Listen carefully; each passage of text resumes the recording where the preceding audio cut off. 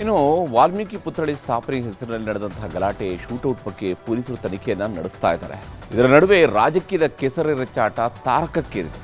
BJP ರಾಜ್ಯಾಧ್ಯಕ್ಷ ವಿಜಯೇಂದ್ರ ಬಳ್ಳಾರಿಯಲ್ಲಿ ಠಿಕಾಣಿ ಹೂಡಿದ್ದಾರೆ. CBI ತನಿಖೆಗೆ ಪ್ರತಿಪಕ್ಷ ನಾಯಕ ಆರ್ ಅಶೋಕ್ ಸೇರಿದಂತೆ ಬಿಜೆಪಿ ನಾಯಕರೆಲ್ಲರೂ ಕೂಡ ಒತ್ತಾಯ ಮಾಡ್ತಾ ಇದ್ದಾರೆ. ಬಳ್ಳಾರಿ ಸಂಘರ್ಷವನ್ನು ಬಿಜೆಪಿಯವರು ಬ್ರಹ್ಮಾಸ್ತ್ರ ಮಾಡಿಕೊಡ್ತಾ ಇದ್ದಾರೆ. ಕಾಂಗ್ರೆಸ್ನವರು ನಾವ್ಯಾಕೆ ಸುಮ್ಮನಿರಲಿ ಅಂತ ಹೇಳಿ ಸತ್ಯಶೋಧನೆಗೆ ನಿಯೋಗವೊಂದನ್ನು ರಚಿಸಿದೆ.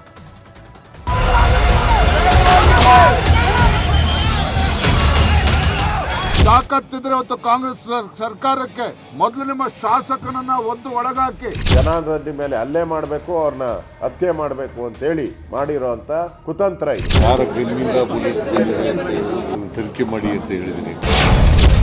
ಬಿಜೆಪಿ ಕಾಂಗ್ರೆಸ್ ರಾಜಕೀಯಕ್ಕೆ ವೇದಿಕೆಯಾದ ಬಳ್ಳಾರಿ, ಬಿಜೆಪಿ ನಾಯಕರಿಗೆ ರಕ್ಷಣೆ ಇಲ್ಲ ಅಂತ ಡಿಜಿಪಿಗೆ ದೂರು. ವಾಲ್ಮೀಕಿ ಪುತ್ಥಳಿ ನೆಪ ಗಲಾಟೆ ವಿಚಾರಗಳಿಂದಾಗಿ ರಾಜಕೀಯ ರಣಾಂಗಣವಾಗಿದೆ ಬಳ್ಳಾರಿ.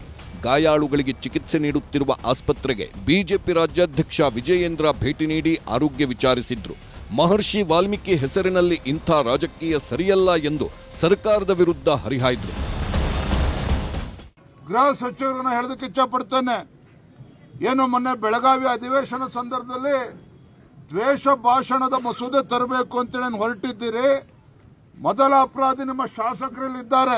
ತಾಕತ್ತಿದ್ರೆ ಇವತ್ತು ಕಾಂಗ್ರೆಸ್ ಸರ್ಕಾರಕ್ಕೆ ನಿಮ್ಗೇನಾದ್ರೂ ಈ ನಾಡಿನ ನೆಲದ ಕಾನೂನು ಬಗ್ಗೆ ನಿಮ್ಗೇನಾದ್ರೂ ಗೌರವ ಇದ್ರೆ ಮೊದಲು ನಿಮ್ಮ ಶಾಸಕನನ್ನ ಒಂದು ಒಳಗಾಕಿ ಆಮೇಲೆ ಕಾನೂನು ಬಗ್ಗೆ ಮಾತನಾಡಿ. ಇವತ್ತು ವಿಜಯೇಂದ್ರ ಆಗಮನಕ್ಕೂ ಮುನ್ನ ಪತ್ರಿಕಾಗೋಷ್ಠಿ ಮಾಡಿದ್ದ ಬಿಜೆಪಿ ನಾಯಕರು ಶಾಸಕ ಭರತ್ ರೆಡ್ಡಿ ಹಾಗೂ ಸರ್ಕಾರದ ವಿರುದ್ಧ ವಾಗ್ದಾಳಿ ನಡೆಸಿದ್ರು.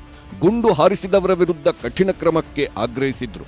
ದಾಖಲಾದ ದೂರು ಎಫ್ಐಆರ್ ಬಗ್ಗೆ ಅಸಮಾಧಾನ ಹೊರಹಾಕಿದ್ರು. ಬಿಜೆಪಿ ನಾಯಕರು ಕೊಟ್ಟ ದೂರಿನ ನಿರ್ಲಕ್ಷ್ಯದ ಬಗ್ಗೆಯೂ ಮಾತಾಡಿದ್ರು.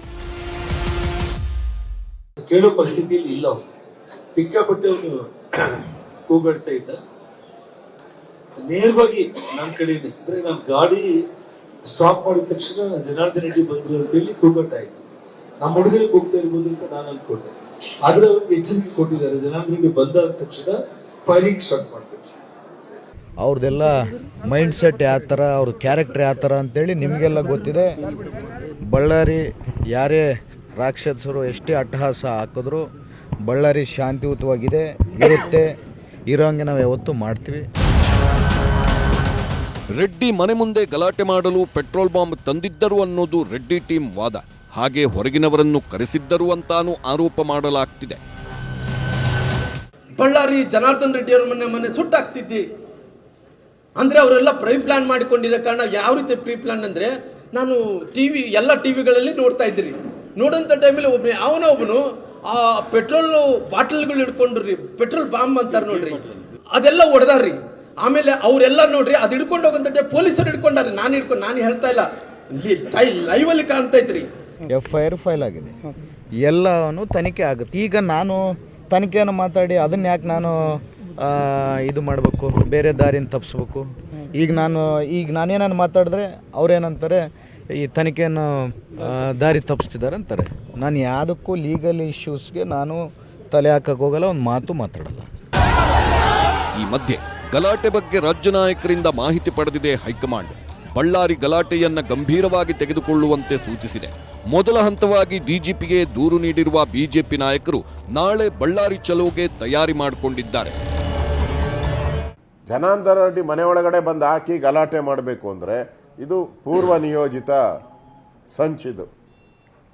ಜನಾರ್ದನ್ ರೆಡ್ಡಿ ಮೇಲೆ ಹಲ್ಲೆ ಮಾಡಬೇಕು, ಅವ್ರನ್ನ ಹತ್ಯೆ ಮಾಡಬೇಕು ಅಂತೇಳಿ ಮಾಡಿರೋಂಥ ಕುತಂತ್ರ ಇದು.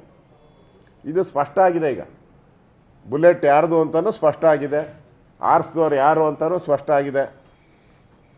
ಈಗ ಮೇಲೆ ಒತ್ತಡದಿಂದ ಅದನ್ನ ಟರ್ನ್ ಮಾಡ್ತಾ ಇದ್ದಾರೆ, ರಾಜಕೀಯ ಒತ್ತಡದಿಂದ. ಎಲ್ಲಿಂದ ಬಂದಿದೆ ಅದು ಗುಂಡು? ಅವರನ್ನು ಟಾರ್ಗೆಟ್ ಮಾಡಿ ಹೊಡೆದಿದ್ದಾರೆ. ಬಹುಶಃ ಅದೃಷ್ಟವಶಾತ್ ನಿನ್ನೆ ಜನಾರ್ದನ್ ರೆಡ್ಡಿ ಅವರು ಗುಂಡಿನಿಂದ ತಪ್ಪಿದ್ದಾರೆ. ಇಲ್ಲ ಅಂತಂದ್ರೆ ನಿನ್ನೆ ಅವರ ದೇಹ ಅಲ್ಲಿ ಬಿದ್ದಿರಬೇಕಾಗಿತ್ತು. ಇದು ಟಾರ್ಗೆಟ್. ಇದು ಆದ್ರಿಂದ ತಕ್ಷಣ ಭರತ್ ರೆಡ್ಡಿ ಅವರನ್ನು ಅರೆಸ್ಟ್ ಮಾಡಬೇಕು, ಸುಧಾಕರ್ ರೆಡ್ಡಿ ಅವರನ್ನ ಅರೆಸ್ಟ್ ಮಾಡಬೇಕು, ಕಾನೂನು ಕ್ರಮ ಜರುಗಿಸಬೇಕು. ಗೃಹ ಸಚಿವರು ಅಥವಾ ರಾಜ್ಯ ಸರ್ಕಾರ ಈ ಕುರಿತು ಒಂದು ಗಂಭೀರವಾದ ಒಂದು ವಿಚಾರಣೆನ ಪಕ್ಷಾತೀತವಾಗಿ ಮಾಡಬೇಕು. ಕೇವಲ ತಮ್ಮ ಪಕ್ಷದ ಶಾಸಕರು ಹೇಳುವುದು ಮಾತ್ರ ಈ ಘಟನೆ ಬಗ್ಗೆ ಮಾಡಬೇಕು. ಮತ್ತೆ ಈ ವರ್ಷ ಬಹಳಷ್ಟು ಚುನಾವಣೆಗಳು ಬರ್ತಾ ಇರೋ ಹಿನ್ನೆಲೆಯಲ್ಲಿ ಈ ರೀತಿಯ ವಾತಾವರಣ ಬೇರೆ ಕಡೆ ಸೃಷ್ಟಿಯಾಗದಂತೆ ಮುನ್ನೆಚ್ಚರಿಕಾ ಕ್ರಮ ತಗೊಳ್ಳೋದು ಬಹಳ ಅಗತ್ಯ ಇದೆ. ಬಿಜೆಪಿ ನಾಯಕರು ಹೀಗೆ ತರಾಟೆಗೆ ತೆಗೆದುಕೊಳ್ಳುವಾಗಲೇ ಸಿಎಂ ಸಿದ್ದರಾಮಯ್ಯ ಗಲಾಟೆ ಬಗ್ಗೆ ಮಾಹಿತಿ ಪಡೆದುಕೊಂಡಿದ್ದಾರೆ. ಬಳ್ಳಾರಿ ಜಿಲ್ಲಾ ಉಸ್ತುವಾರಿ ಸಚಿವ Zameer Ahmed Khan DG IGP doctor MA ಸಲೀಂರಿಂದ ಮಾಹಿತಿ ಪಡೆದರು. ಸಣ್ಣ ಘಟನೆ ಇಷ್ಟೊಂದು ದೊಡ್ಡದು ಆಗೋವರೆಗೂ ಏನ್ ಮಾಡ್ತಿದ್ರಿ ಎಂದು ಪೊಲೀಸರ ಕರ್ತವ್ಯ ಲೋಪ, ವಿಳಂಬದ ಬಗ್ಗೆ ಅಸಮಾಧಾನ ವ್ಯಕ್ತಪಡಿಸಿದ್ರು.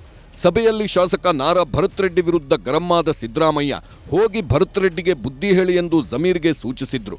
ಭರತ್ ರೆಡ್ಡಿ ಜೊತೆ ಮಾತಾಡಲ್ಲ ಎಂದು ಫೋನ್ ತೆಗೆದುಕೊಳ್ಳದ ಸಿಎಂ ಕಂಪ್ಲಿ ಗಣೇಶ್ ಬಿ ನಾಗೇಂದ್ರ ಜೊತೆ ಮಾತನಾಡಿ ಪರಿಸ್ಥಿತಿ ನಿಭಾಯಿಸಲು ಸೂಚಿಸಿದ್ರು. ಎಂಕ್ವೈರಿ ಮಾಡಕ್ಕೆ ಹೇಳಿದ್ದೀನಿ. ಯಾರ ಗನ್ನಿಂದ ಬುಲೆಟ್ ಬಂದಿದೆ ಅಂತ ಗೊತ್ತಾಗಬೇಕಲ್ಲ. ಅದು ಬಿಜೆಪಿಯವರ ಗನ್ನಿಂದ ಬಂದಿದೆಯಾ ಇಲ್ಲ ಕಾಂಗ್ರೆಸ್ನವ್ರ ಗನ್ನಿಂದ ಬಂದಿದೆಯಾ, ಅದಕ್ಕೋಸ್ಕರ ಅದನ್ನು ತನಿಖೆ ಮಾಡಿ ಅಂತ ಹೇಳಿದ್ದೀನಿ. ಎಂಕ್ವೈರಿ ಮಾಡಿ ರಿಪೋರ್ಟ್ ಕೊಡಿ ಇಮಿಡಿಯೇಟ್ ಆಗಿ ಅಂತ. ಈಗ ಪ್ರೂವ್ ಆಗೌಟಿದೆ. ಏನು ಮುಖ್ಯಮಂತ್ರಿ ಏನು ಹೇಳೋದು? ಮುಖ್ಯಮಂತ್ರಿ ಏನು ಕೋಳಿಂಗ್ ಕೇಳಿ ಮಸಾಲ ರೀತಾರ? ಕಾನೂನು ಬೇರೆ, ಮುಖ್ಯಮಂತ್ರಿ ಬೇರೆ. ಕಾನೂನು ಮುಂದೆ ಮುಖ್ಯಮಂತ್ರಿನೂ ಯಾರು ಇಲ್ಲ. ಗನ್ ಯಾರ ಕೈಯಲ್ಲಿತ್ತು ಎಲ್ಲ ಪ್ರೂವ್ ಆಗೌಟಿದೆ ಆಲ್ರೆಡಿ. ಈ ಮಧ್ಯೆ ಕಾನೂನು ಸುವ್ಯವಸ್ಥೆ ದೃಷ್ಟಿಯಿಂದ ಬಳ್ಳಾರಿಯಲ್ಲಿ ನಾಳೆ ನಡೆಯಬೇಕಿದ್ದ ಮಹರ್ಷಿ ವಾಲ್ಮೀಕಿ ಪುತ್ಥಳಿ ಅನಾವರಣ ಹಾಗೂ ವೃತ್ತ ಲೋಕಾರ್ಪಣೆ ಕಾರ್ಯಕ್ರಮವನ್ನ ಮುಂದೂಡಲಾಗಿದೆ. Bureau report, news 18.